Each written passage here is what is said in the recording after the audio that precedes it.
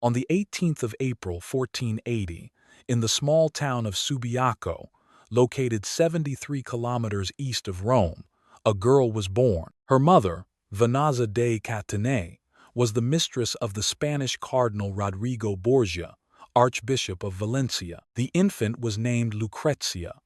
She was the third illegitimate child born from this union, but the first daughter. Venanza arrived in Rome with the intention of finding an influential patron who could provide her with a dignified life, and she found him in Cardinal Borgia. Their relationship lasted for 15 years and brought 4 children into the world: Cesare, Giovanni, Lucrezia, and Geoffrey. The connection between the cardinal and his beloved was no secret to Roman society. However, in those days, such relationships among the high clergy did not particularly shock anyone. Rodrigo Borgia belonged to the Spanish branch of a noble family whose influence extended far beyond church wall. The family had already given the Catholic Church one pope, Calixtus III, and aimed for even greater power. The Borgia family had a reputation as ruthless politicians, willing to do anything for power, but they were simultaneously shrewd strategists and patrons of the art. Lucrezia's childhood passed between her mother's home and the papal apartments, where her father surrounded her with care and attention. The girl grew up in an atmosphere of luxury and intrigue, absorbing the laws of a world where political alliances meant more than personal feelings, and marriages were contracted and dissolved by the will of powerful fathers. She was taught Latin, Spanish, and French, as well as music and dancing, preparing her for the role she was destined to play in the great political game. On the 12th of August, 1492, Cardinal Rodrigo Borgia was elected pope and took the name Alexander VI. This moment turned 12-year-old Lucrezia's life upside down. She ceased to be just the illegitimate daughter of an influential prelate and transformed into an instrument of papal diplomacy. Her beauty, intelligence, and lineage became cards in her father's political game, as he intended to strengthen his family's position through dynastic marriages. The new pope did not hide his ambition. He openly favored his children, distributing lands, titles, and privileges to them. The eldest son, Cesare, received a cardinal's hat. The middle one, Giovanni, became Duke of Gandia. The youngest, Geoffrey, received the Principality of Squillace, and Lucrezia was to become an instrument for creating political alliances through marriage. Pope Alexander VI acted decisively and without hesitation, using all available means for his family's elevation. Rome in the late 15th century was a city of contrasts. Majestic palaces stood alongside impoverished quarters. Papal processions passed through streets where the corpses of animals and refuse lay in the mud. The authority of the church extended not only to spiritual but also to secular life, and the papal throne was an object of constant struggle between noble families. In this world, cruel laws reigned. Betrayal was punished by death. Alliances were made and broken depending on political profit, and human life was worth as much as one was willing to pay for it. Lucrezia quickly understood the rules of this game. She watched as her father manipulated people and events, as her brother Cesare ruthlessly eliminated opponents, and as alliances crumbled and were forged. The girl matured in an atmosphere of constant danger and intrigue, where every word could become a weapon, and every gesture carried a hidden meaning. She was taught not only arts and sciences, but also survival in a world where weakness meant destruction. On the 12th of June, 1493, a wedding ceremony took place in the Vatican. 13-year-old Lucrezia Borgia married 27-year-old Giovanni Sforza, ruler of Pesaro, a small papal fiefdom on the border with Romagna. This marriage was a purely political decision by Alexander VI, who sought to strengthen the alliance with the powerful Milanese Sforza house. Giovanni Sforza was a minor figure on the political stage, but he belonged to an influential family that controlled northern Italy. The Pope counted on this union to open the way for the Borgias to expand their influence in the region. For Lucrezia herself, this was the first test of her resilience. Her desires and feelings had no significance before the interests of the family. Historians argue about the nature of the relationship between the young spouses. Some researchers, including Maria Belanci, believe the marriage was relatively happy. Others, like Rachel Erlanger, claim that the girl suffered from her husband's aggressive behavior and realized during this marriage just how much matrimony restricted female freedom. Regardless of the truth, the union proved short-lived. The political situation in Italy was changing rapidly. The French King Charles VIII began a campaign against Naples, and Pope Alexander was forced to revise his alliances. The union with the Sforzas no longer served the interests of the Borgias. A new partner, a new marriage, and a new political combination were needed. And so, Lucrezia's fate was to change again by her father's will. In 1497, Pope Alexander announced his intention to annul his daughter's marriage. The official basis was the non-consummation of the marriage, meaning a lack of physical intimacy between the spouses. This was a standard legal formula for dissolving undesirable unions. But in Lucrezia's case, the situation took on a scandalous character. Giovanni Sforza refused to accept the annulment and publicly declared that the marriage had been consummated many times. Moreover, he began spreading rumors about incestuous relations between Lucrezia, her father, and her brother Cesare. These accusations, though unsupported by evidence, found fertile ground in a society hungry for scandal. The young woman's reputation was under attack, even though she herself had no power over what was happening. Pope Alexander did not tolerate resistance. He placed such pressure on Sforza that he finally agreed to sign the documents regarding the annulment of the marriage, admitting to the non-consummation of the union. In return, his wife's dowry was returned, and he was allowed to keep the castle of Pesaro. The Borgia political machine worked flawlessly.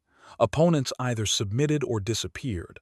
Lucrezia spent several months at the San Sisto convent, awaiting the final decision on the annulment. It was a time of solitude and reflection, when the young woman could contemplate her role in her father's political games. She did not complain or rebel, realizing the pointlessness of resistance. Instead, she learned to accept life's blows with dignity, maintaining outward composure despite the inner storm. Meanwhile, the Pope was already searching for a new husband for his daughter. This time, the choice fell on Alfonso of Aragon, the illegitimate son of Alfonso II of Naples. This marriage was meant to cement an alliance with the Neapolitan kingdom, which at that moment seemed beneficial to Pope Alexander. Lucrezia was once again becoming a pawn in a political game. But this time, fate had prepared a short period of relative happiness for her. In the summer of 1498, Lucrezia married Alfonso of Aragon, Duke of Bisceglie. The young man was 17 years old. He was handsome, educated, and, unlike Lucrezia's first husband, close to her in age. Historians agree that genuine feelings emerged between the spouses, a rare occurrence for arranged marriages of that time. For a few months, the young couple lived in relative peace. Lucrezia finally learned what it meant to be a beloved wife, rather than just an instrument of political combination. Alfonso was gentle with her. They spent time together, and it seemed that fate had finally smiled upon the girl.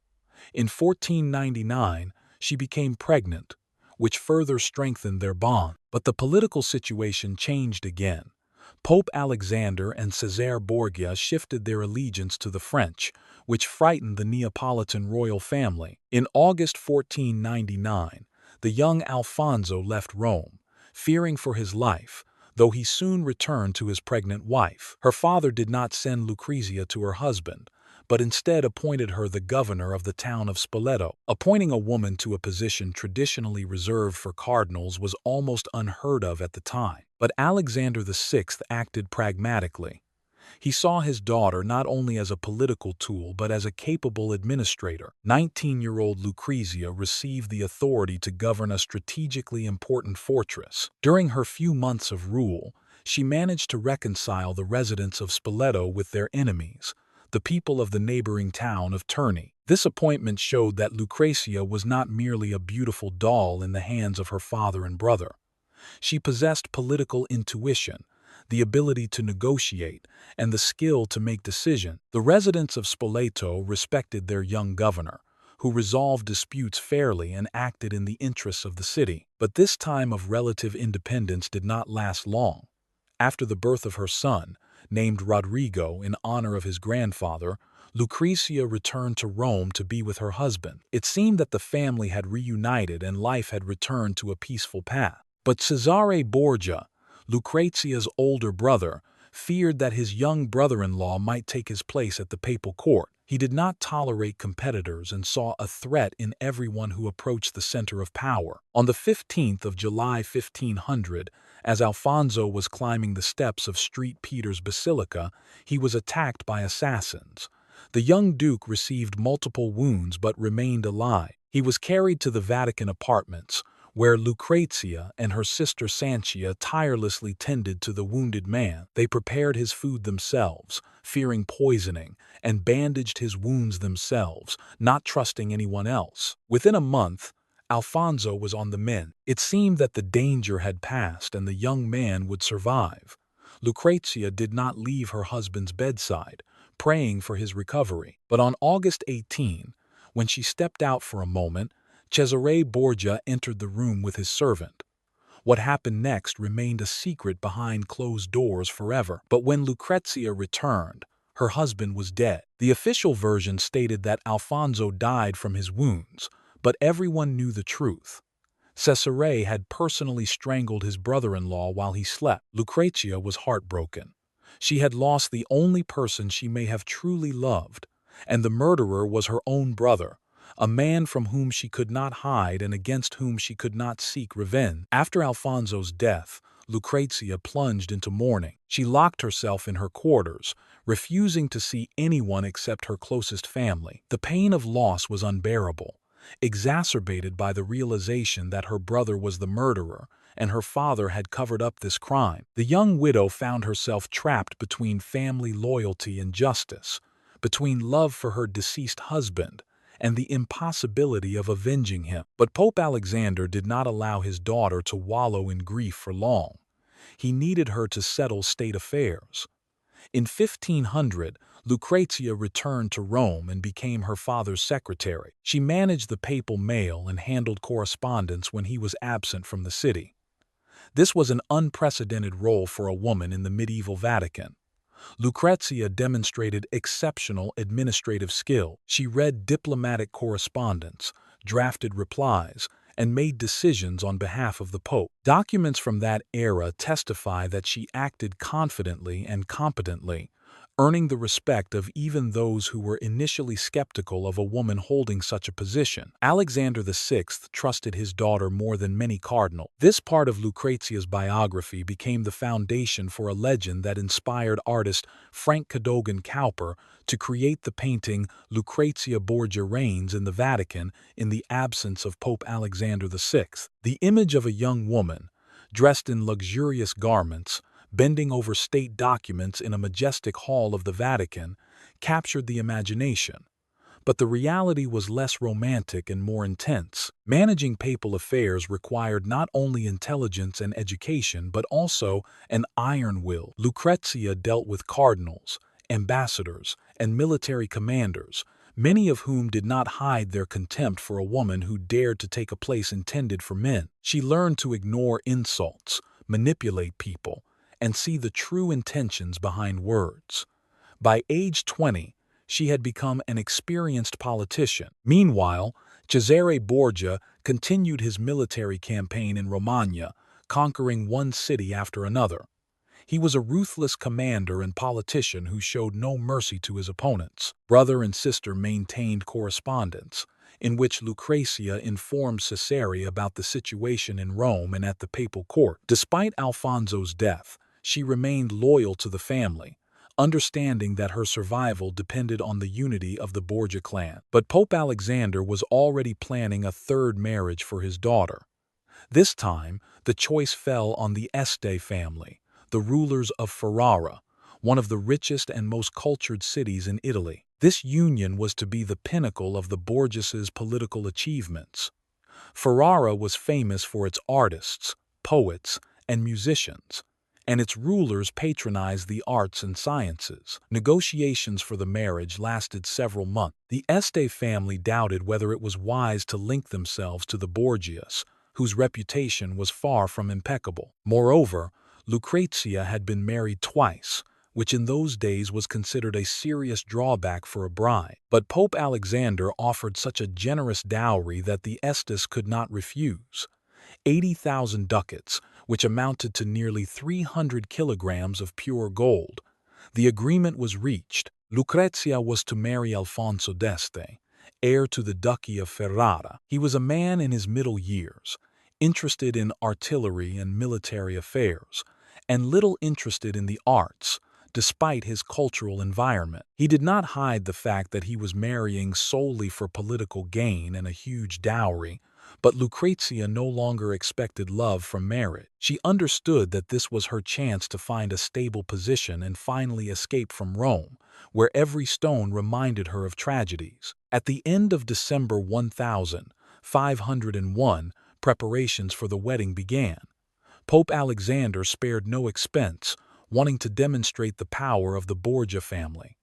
Luxurious dresses and jewelry were ordered. The dowry was prepared, including not only gold but also precious fabrics, silverware, paintings, and books. Every detail was meant to show that the Pope's daughter was marrying in a manner worthy of her status. On the 30th of December 1501, a marriage ceremony by proxy took place in the Vatican. Alfonso d'Este did not come to Rome. He was represented by his brother, which was common practice for dynastic marriages. Lucrezia stood before the altar in a luxurious dress covered with pearls. A tiara sparkled on her head. Pope Alexander was happy to see his daughter at the zenith of glory. Cesare was present at the ceremony, demonstrating family unity. After the wedding, festivities began that lasted for several days. Rome was awash in wine and music. Streets were decorated with garlands. Fountains flowed with wine instead of water. The Pope threw a lavish banquet at the Vatican, attended by cardinals, ambassadors, and noble Romans. Theatrical performances, dances, and fireworks followed one after another. Alexander wanted the whole world to know about the Borgia triumph. On the 6th of January 1502, Lucrezia left Rome, heading to Ferrara. She was accompanied by a huge retinue: court ladies, servants, guards, and priests. The procession stretched for several kilometers, carrying countless chests with the dowry. The journey through winter Italy was not easy, but Lucrezia held herself with courage, understanding that a new life lay ahead. Along the way, the bride stopped in various cities, where local rulers organized festivities in her honor. In every city, she was greeted like a princess, the daughter of the Pope, the future Duchess of Ferrara. Lucrezia demonstrated impeccable manners, charming the local nobility with her beauty, education, and grace. She knew that the first impression meant a lot and did not intend to disappoint. On the 1st of February 1502, the procession reached Ferrara. The city greeted the new duchess with pomp and splendor. Streets were decorated with triumphal arches, and balconies of houses were draped with expensive fabric. Residents poured into the streets, wanting to see the famous Lucrezia Borgia. Her reputation had preceded her, and people looked with curiosity mixed with apprehension. Alfonso d'Este met his wife without much enthusiasm. He fulfilled his duty by marrying for political gain and a rich dowry, but he did not have warm feelings for Lucrezia. The young woman understood this and did not expect love. She arrived in Ferrara with the intention of becoming a worthy duchess, earning the respect of her subjects, and finding her place in this world, so different from the Roman atmosphere of intrigue and danger. Ferrara truly differed from Rome. It was a city of arts and sciences, where poets, artists, and musicians gathered at court. The ruling Este family patronized talent, creating an atmosphere of refined culture. Lucrezia, having received an excellent education, quickly appreciated this environment. She began to gather an intellectual circle around her, patronizing artists, and commissioning paintings and sculptures. But the first months in Ferrara were not easy. The local nobility looked at the Roman woman with suspicion. Rumors of the Borgias' scandalous past had reached Ferrara, and many considered Lucrezia an adventurer who had bought her way into a noble family with her father's gold. She had to prove with every action that she was worthy of wearing the title of Duchess, and gradually, thanks to her intelligence, tact, and genuine interest in the city's life, she began to win the hearts of the Ferrarese. In 1505, Alfonso d'Este became the sole Duke of Ferrara after his father's death. Lucrezia took her place as Duchess, and from that moment, her role changed. She was no longer just the wife of the ruler, but became an active participant in the governance of the duchy. Alfonso was often away, embarking on military campaigns or inspecting his land, and during such periods, Lucrezia managed Ferrara on his behalf. She demonstrated the same administrative abilities she had shown while working as her father's secretary in the Vatican. Documents from that time show that Lucrezia made decisions on financial matters, resolved disputes between subjects, and conducted correspondence with other Italian rulers. She acted decisively but fairly, earning a reputation as a wise ruler. At the court of Ferrara, Lucrezia created a true cultural center. She patronized poets, the most famous of whom was Pietro Bembo, who wrote enthusiastic poems to her. Artists came to Ferrara, knowing that the Duchess paid generously for their work and appreciated talent. Musicians performed their works in the ducal palace, where concerts and literary evenings were regularly held. Relationships with Pietro Bembo spawned many rumors. The poet was charmed by the Duchess and did not hide his admiration. His poems dedicated to Lucrezia, where he sang of her beauty and intelligence, have survived. But whether there were romantic relations between them remains a mystery. Lucrezia was too smart and cautious to risk her position for a fleeting passion. Most likely, she maintained a platonic relationship with Bembo, enjoying intellectual communion. Lucrezia actively engaged in charity. She founded a nunnery in Ferrara, of which one of her daughters later became the abbess. The Duchess created a charitable organization to help the poor and regularly donated funds to hospitals and orphanages. These actions gradually changed the attitude of the Ferrarese toward the Roman newcomer. People saw that their Duchess cared for her subjects, not just her own well-being. Over the years of her marriage to Alfonso, Lucrezia gave birth to several children. Pregnancies followed one after another, which was common for noble ladies of that time.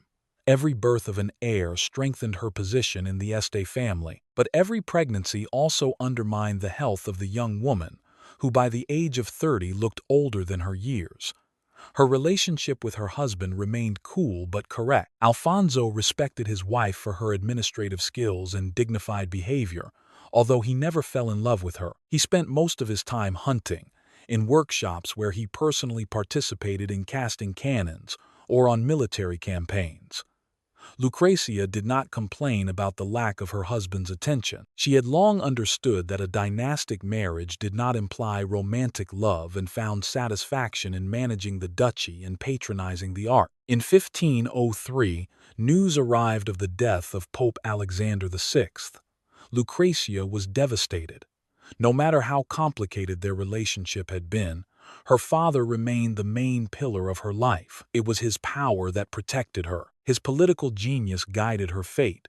With his death, the Borgia era ended.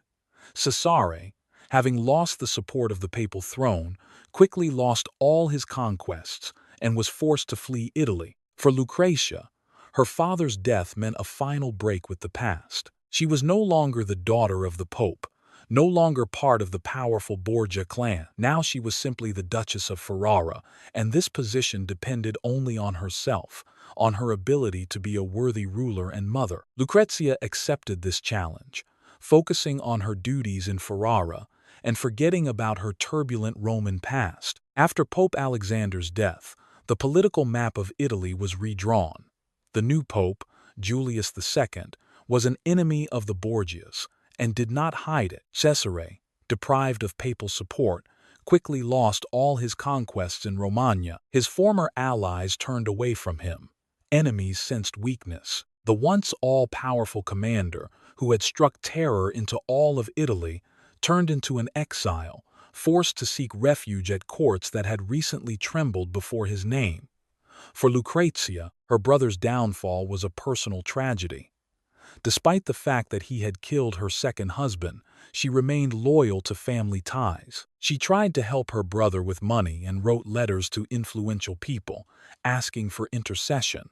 But her opportunities were limited. The Duchy of Ferrara could not openly support the exile without risking the wrath of Pope Julius II. In 1507, news arrived of Cesare's death in Spain. He died in a minor skirmish, absurdly and meaninglessly, as soldiers forgotten by everyone died. The man who dreamed of uniting Italy under his rule, who was a model for Machiavelli in the writing of The Prince, died in obscurity. Lucrezia mourned her brother, realizing that now she was the last of the great Borgias. Life in Ferrara continued. Lucrezia immersed herself in state affairs and the upbringing of her children. She monitored the education of her sons, preparing them for their future role as rulers. She raised her daughters in accordance with the requirements of the time. They learned music, dancing, needlework, and foreign languages. The Duchess was a strict but fair mother who wanted her children to be prepared for the harsh realities of life. During Alfonso's absence, who often embarked on military campaigns, Lucrezia managed Ferrara alone. She received ambassadors, conducted negotiations with neighboring states, and resolved financial issues. Documents of that era testify to her competence. Letters were composed articulately, decisions were well thought out, and political maneuvers were subtle. The Duchess proved that a woman could govern a state no worse than a man, but frequent pregnancies undermined Lucrezia's health. Each birth became increasingly difficult. Recovery took longer. Doctors advised the Duchess to take care of herself, but dynastic duty demanded the birth of heirs. By age 35, Lucrezia was exhausted by endless pregnancies and the loss of children who died in infancy, which was a common occurrence of the time. In 1510, Italy was again plunged into war. Pope Julius II created a holy league against France, and the Duchy of Ferrara, allied with the French, found itself under threat. Alfonso went to command the troops, leaving Lucrezia to manage the city. The Duchess organized the defense, monitored the supply of the army, and maintained diplomatic contacts, trying to find allies. It was a time of tension and fear. Hostile armies were approaching the borders of the duchy. A real threat of capture loomed over Ferrara. Lucrezia demonstrated courage and composure, not allowing panic to overwhelm the city. She appeared regularly on the streets, talked with residents, and instilled confidence in them. Her presence calmed the Ferrarese, who saw that their duchess was not going to flee but intended to share any fate with them. The war lasted for several years, bringing ruin and suffering. Ferrara survived, but the price was high. The treasury was empty, fields lay uncultivated, and trade had stalled. After the end of military operations, Lucrezia actively engaged in the restoration of the duchy. She looked for ways to replenish the treasury, encouraged artisans and merchants, and organized aid to the most affected areas. Gradually, life returned to normal. By age 30, Lucrezia had turned into a mature woman, far from the young beauty who had once shone at the papal court. Endless pregnancies, the loss of children, state cares, and wars had left their mark on her appearance. But if her beauty had faded, her mind and character had only grown stronger. The Duchess of Ferrara was now a respected ruler whose opinion was valued at Italian court. She continued to patronize the arts. The best minds of Italy gathered at her court: poets, artists, philosophers, and musicians. Ferrara turned into one of the centers of the Renaissance, where masterpieces of literature and painting were created. Lucrezia was an educated patron capable of conducting intellectual conversations and understanding the subtleties of art. Testimonies of contemporaries about the Duchess have survived. Poets sang of her wisdom and dignity. Diplomats noted her political insight. Subjects valued her fairness and mercy. One of the poets wrote about her, "Such shall every woman be before thee. whom I praise even before birth for great mind, for unique beauty, and for all laudable excellence." These words reflected the genuine admiration of her contemporary. Her relationship with her husband gradually warmed. Alfonso learned to value his wife not for the beauty that had faded, but for her mind and ability to govern the state. He began to consult with her on important issues and to trust her with independent decision. Mutual respect established itself between the spouses, based not on passion but on partnership. This was a more solid foundation for a long marriage than fleeting infatuation. Lucrezia actively engaged in charity, which was not only a Christian duty but also a way of redeeming the sins of the past. The convent she founded flourished.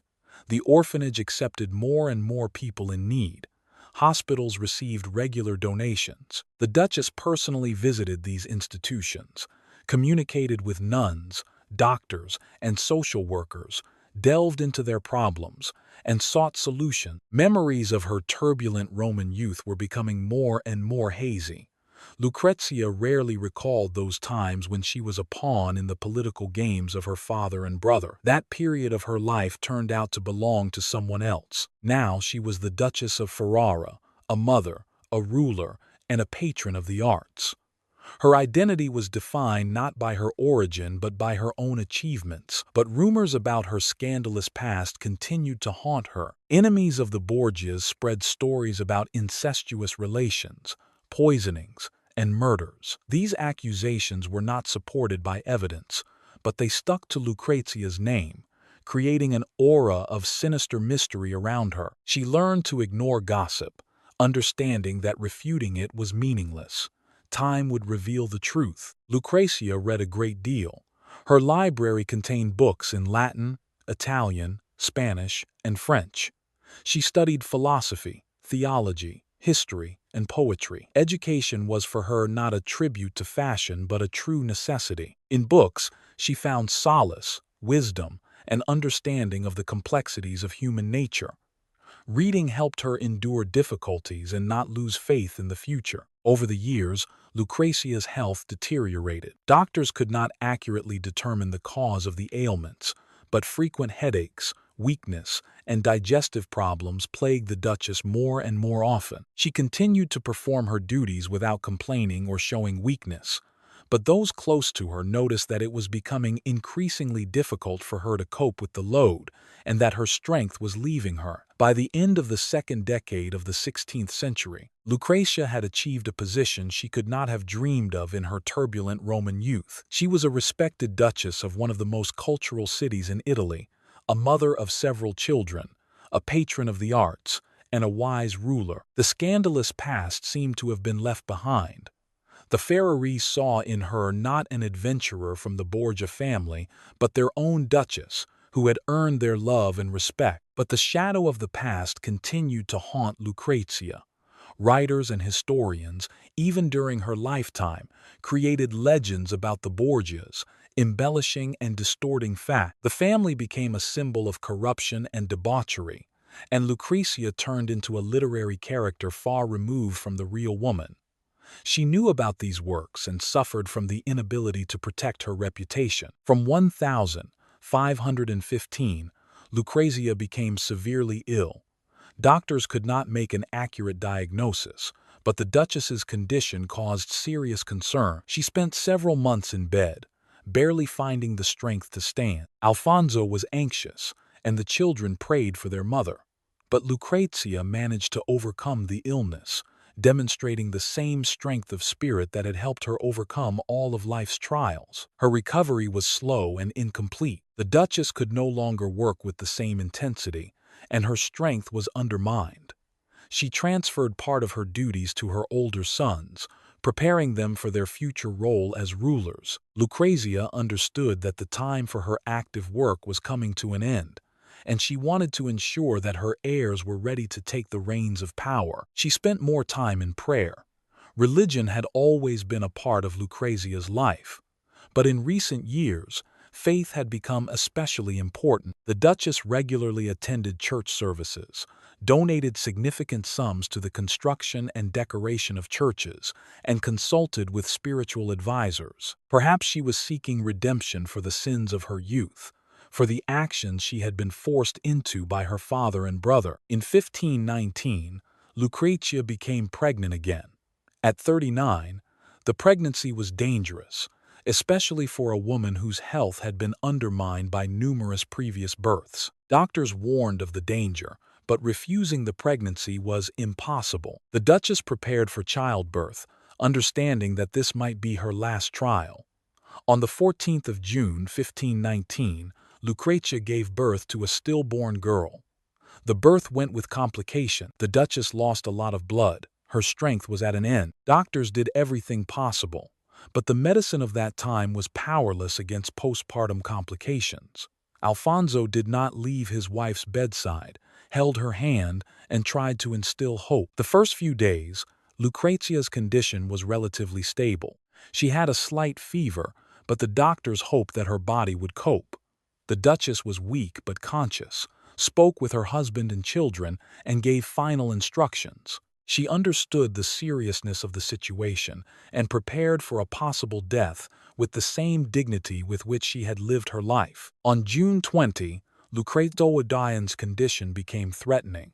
She had a nosebleed. She lost her sight and the ability to speak. Alfonso was always near his dying wife, not letting go of her hand. The children gathered around their mother's bed, praying for her recovery, but everyone understood that the end was near. On the 10th day after the birth, the 24th of June, 1519, the doctors stopped fighting for Lucrezia's life, seeing the convulsions that shook her. The Duchess of Ferrara died at the age of 39, surrounded by her family in the city that had become her true home. Alfonso, desperate and in tears from his loss, announced his wife's death. Ferrara plunged into mourning for its duchess. The death of Lucrezia Borgia marked the end of an era. With her went the last great representative of a family whose name had inspired terror and admiration throughout Italy. Ferrara sincerely mourned its duchess, who had earned the love and respect of her subjects over 18 years of rule. The funeral was lush and solemn, worthy of a ruler who had left a significant mark on the city's history. Alfonso d'Este was devastated by his wife's death. Despite the fact that their marriage was not based on passionate love, over the years of their life together, strong bonds of mutual respect and affection had been established between the spouses. The Duke sincerely grieved the loss of a faithful companion and wise advisor. He made sure that the memory of Lucrezia was perpetuated with dignity. Lucrezia's children continued the Este dynasty. Her eldest son, Ercole II, became Duke of Ferrara after his father's death. He ruled wisely and fairly, following his mother's example. Her other children also took worthy places in society. Her daughters married into noble families. Her younger sons received an education and entered government service. Lucrezia's legacy lived on in her children and grandchildren. But no sooner was Lucrezia buried than her reputation began to be attacked. Writers and historians, especially those who were hostile to the Borgias, created monstrous stories about her life. Stories appeared claiming that Lucrezia gave birth to a child by her brother Giovanni at age 11, that she was a poisoner who had killed dozens of people, and that she led a dissolute life with countless lovers. These stories were not supported by documentary evidence, but they captured the imagination of a public hungry for scandalous detail. Especially active was the French writer Victor Hugo, who wrote the drama Lucrezia Borgia, where the protagonist is portrayed as a bloodthirsty poisoner. This play had huge success and long fixed the image of Lucrezia as the embodiment of vice in the mass consciousness. Historians of later centuries continued to argue about the personality of Lucrezia Borgia. Some saw her as a victim of circumstances, a woman whose fate was predetermined by the ambitions of her father and brother. Others considered her an active participant in the Borgia family's crimes, a cunning and ruthless intriguer. The truth, as usual, lay somewhere in the middle, but establishing it was impossible due to a lack of reliable sources. Documents preserved in the archives of Ferrara paint a different picture. Lucrezia's letters show an educated, caring mother, a wise ruler, and a patron of the arts. Financial reports testify to her generous donations to charity. Memories of contemporaries who knew her in Ferrara describe a worthy and virtuous woman, far from the image of a fatal seductress. Perhaps the truth is that Lucrezia was a complex personality who combined contradictory qualities. She was the daughter of the Pope and his mistress, the sister of a ruthless commander, and the wife of 3 husbands. Her youth was spent in an atmosphere of intrigue, murder, and political manipulation at the Roman court. But her mature years were spent as a virtuous duchess, a caring mother, and a wise ruler. The life of Lucrezia Borgia demonstrates the complexity of human nature and the impossibility of unambiguous assessments of historical figures. She was both a victim and a participant in the events of her time. Circumstances shaped her fate, but she herself also influenced circumstances, using available means to achieve her goals. Ultimately, she managed to create a worthy reputation for herself, overcoming the weight of a scandalous past. Lucrezia Borgia's legacy is controversial. On one hand, her name became a symbol of the corruption and debauchery of the Renaissance. On the other, she was an example of a woman who dared to find her place in a world where women had little power over their own fate. She governed cities, patronized the arts, raised worthy children, and earned the respect of her contemporaries. These are achievements that cannot be denied, despite all the scandals and rumors. Ferrara remembers its duchess. In the city, buildings still exist that were built by her order. There is the convent she founded and the hospitals she patronized. Her portraits are kept in museums, and her letters are studied by historians. The memory of Lucrezia Borgia is alive, although surrounded by legends, many of which have little in common with historical reality. She remains one of the most mysterious and controversial figures of the Renaissance era.